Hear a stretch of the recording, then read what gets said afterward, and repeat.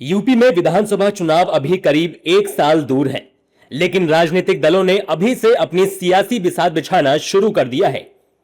Poster, political message और अब जन्मदिन की बधाई के बहाने चुनावी संकेत भी दिए जा रहे हैं। समाजवादी पार्टी के राष्ट्रीय अध्यक्ष अखिलेश यादव आज अपना 53वां जन्मदिन मना रहे हैं। सत्ता पक्ष से लेकर सहयोगी दलों तक बधाई देने वालों की लंबी फेहरिस्त है, लेकिन सबसे ज्यादा चर्चा में रहा कांग्रेस सांसद राहुल गांधी का संदेश। राहुल ने अपने एक्स हैंडल पर लिखा, जन्मदिन की बहुत बहुत बधाई अखिलेश यादव जी। पीडीए की हिस्सेदारी से सामाजिक न्याय का संकल्प हम मिलकर पूरा करेंगे। अच्छे स्वास्थ्य और खुशहाल जीवन के लिए शुभकामनाएं।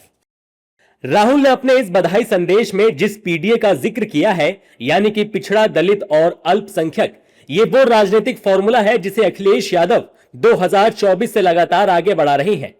ऐसे में राहुल गांधी का सपा के पीडीए का समर्थन करना सिर्फ बधाई नहीं, बल्कि राजनीतिक संदेश भी माना जा रहा है।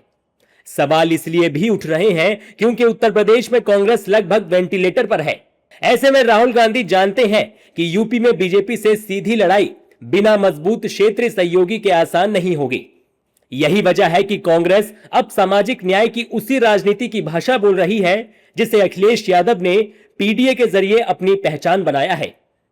तो क्या कांग्रेस सपा के एजेंडे के साथ खुद को जोड़ने की कोशिश कर रही है? वैसे राहुल और अखिलेश की यह दोस्ती नई नहीं है। 2017 विधानसभा चुनाव में दोनों ने यूपी के दो लड़कों के नारे के साथ बीजेपी के खिलाफ चुनाव लड़ा था, लेकिन जनता ने इस जोड़ी को नकार दिया। इधर अपने जन्मदिन पर अखिलेश यादव भी पूरी तरह चुनावी अंदाज में दिखे। राम मंदिर चढ़ावा चोरी के मुद्दे पर उन्होंने बीजेपी सरकार को घेरा और 27 में बदलाव का दावा भी कर दिया। भारतीय जनता पार्टी ने संविधान, श्रद्धा और आस्था से खिलवाड़ की है। और जहां तक चढ़ावा और चंदे का सवाल है, हमारे देश की जनता इतनी दयालु है, भोली वाली है, जिस समय उन्हें महसूस हो जाएगा कि ये रामधन के प्रभु श्री राम जी के पास पहुंच रहा है, उनके रामधन की चोरी नहीं होगी, उसी दिन आप देखोगे परिवर्तन देखने को मिल जाएगा। यानी एक तरफ राहुल गांधी का दोस्ती वाला संदेश है, तो दूसरी तरफ अखिलेश का बीजेपी पर हमला। दोनों तस्वीरें मिलकर यही सवाल खड़ा कर रही हैं, क्या 27 की लड़ाई एक बार फिर साथ मिलकर लड़ी जाएगी, या फिर सीट शेयरिंग और नेतृत्व की खींचतान दोनों दलों के बीच की दूरी को और बढ़ा देगी?